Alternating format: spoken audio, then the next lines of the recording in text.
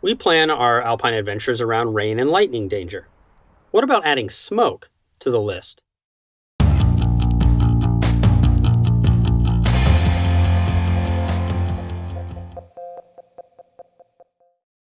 Hello, I'm Jason. If you've seen our Planning Your 14er Climb video, that is, mountains above 14,000 feet or nearly 4,300 meters, you know that I like to use pinpoint weather forecasts to look at temperature, humidity, precipitation, and particularly lightning potential when we are doing any hike, climb, or even camping trip that will stretch above tree line. But there is increasingly another environmental risk that can impact our outdoor adventures, whether above tree line or not. We've had more and more outings impacted by smoke and air quality.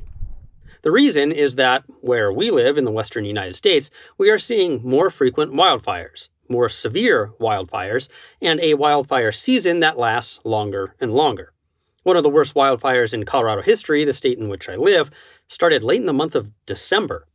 In fact, even in the spring, which has snow in the high country and is the start of the monsoon in the foothills, we now see there are multiple wildfires going on in the western United States. And apparently, this isn't a problem just in my part of the world.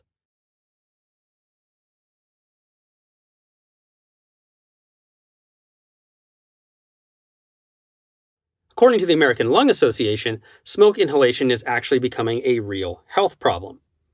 That smoke is not only from fires local to our recreation location. That smoke can come from far away, or in my particular case, even from other countries, as the macro wind currents carry smoke to far-off locations.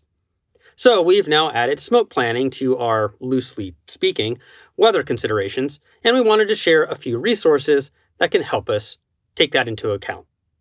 When we are looking more globally, we can start with air quality. While air quality can be affected by many things, certainly wildfire smoke is part of that. So going to the World Air Quality Index website helps get a view of air quality in areas that could be near our outdoor activities.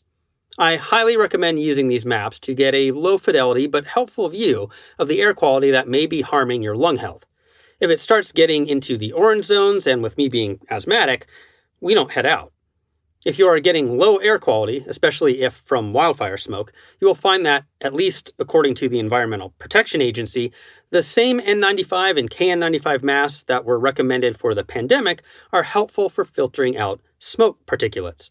So I've added these to my first aid kit in case the smoke sets in once we are already out there. But where we live, and across the US, we can get more detailed information. You may have similar access to other resources in your part of the world, and it's worth taking a look. The US has the National Interagency Fire Center, or NIFC. If I go to the NIFC website and then pull down the menu to the InsaWeb or Incident website, I can get up-to-date information on known wildfires. Extrapolating from the general west to east wind directions, we can anticipate where smoke is likely to be based on where fires exist. But if I'm willing to pay, I can actually get a smoke forecast too. I'm a subscriber to the Open Snow app, which is used in the winter season to get detailed snow planning forecasts. But in the summer, I can use it for precipitation and lightning potential, but also smoke. Using their map layers, I can go to the surface level smoke forecast and get a 48-hour preview of the smoke that is likely to be covering areas of my recreation location. Again, if things start looking bad, we aren't heading out, just like we wouldn't head out into a high likelihood of lightning. As circumstances change, we need to adapt. That goes for conditions on the mountain and changing weather. But now, also changing air quality. Like any other safety factor, we have new constraints, but we can work within and around those constraints.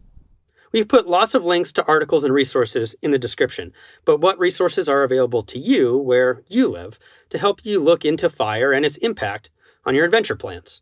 Let us know in the comments. Thanks for watching this video. Please like, subscribe, and share if you want to support us. For more information, you can go to our website at www.shortguysbetaworks.com. You can check out that video I mentioned about planning climbs of 14,000-foot peaks in the US, or you can check out our entire climbing safety series. We'll see you next week and keep on getting more out of that big outside.